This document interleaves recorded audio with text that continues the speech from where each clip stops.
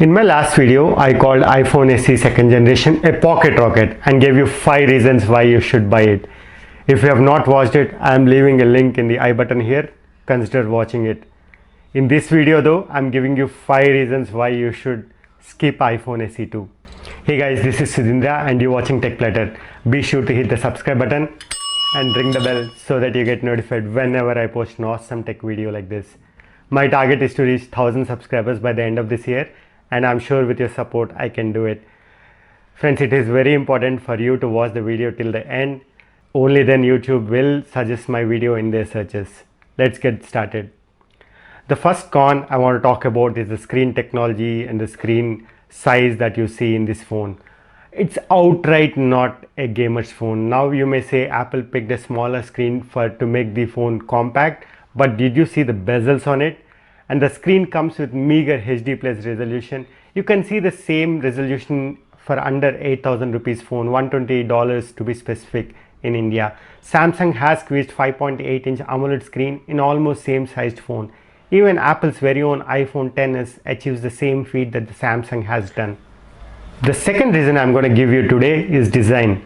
One can say that this design is inspired from iPhone 8. But this design actually came from iPhone 6, which came back in 2015, and 3.5mm jack is missing too. Come on Apple, you cannot remove important features which are relevant to this price range. And then you see thicker bezels on all these sides. If Apple truly wanted to give a compact phone, imagine an iPhone SE with thinner bezels. I would be one of the first few to buy it. Friends, if you're finding this video informative and useful, please hit the like button.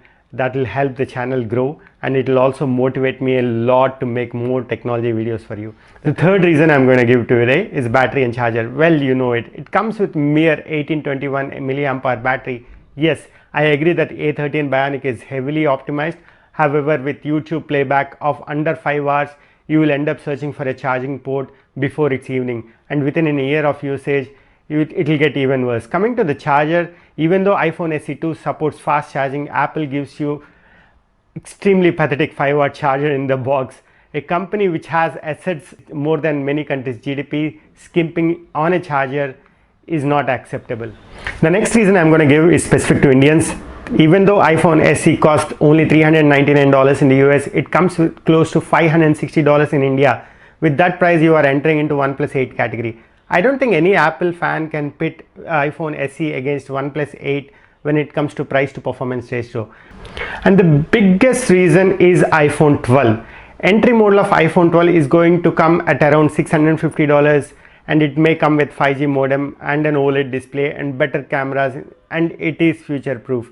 If you can wait for 3 more months and invest some more money, you will get a phone which is generations ahead of this model and future proof too. Even after watching this video, I'll still buy an iPhone SE second generation for $399 if it is my secondary phone, and if I am an Android user and just want to test iOS, or if my parents are used to older iPhones and finding it difficult to adopt to newer iPhones. Don't take me wrong, iPhone SE 2 is a great phone, but Apple kind of made it irrelevant for 2020. It might be an intentional move too. If you are looking for an aggressively priced 5G phones, I'm leaving a link in the description as well as in the I button with the playlist of Snapdragon 765G powered phones.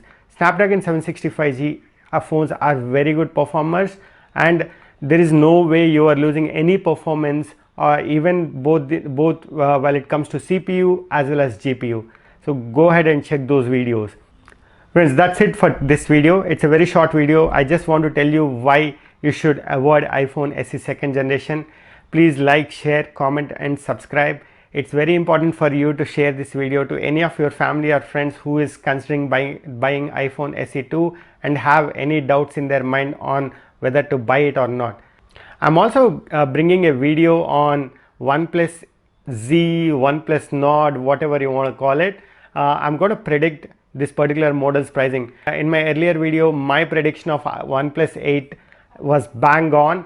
And if you follow me on Twitter, you also know that my prediction of Realme X3 Super Zoom and Realme X3 pricing was also amazingly close. So I'm using some mathematical models in coming in predicting the prices. So stay tuned.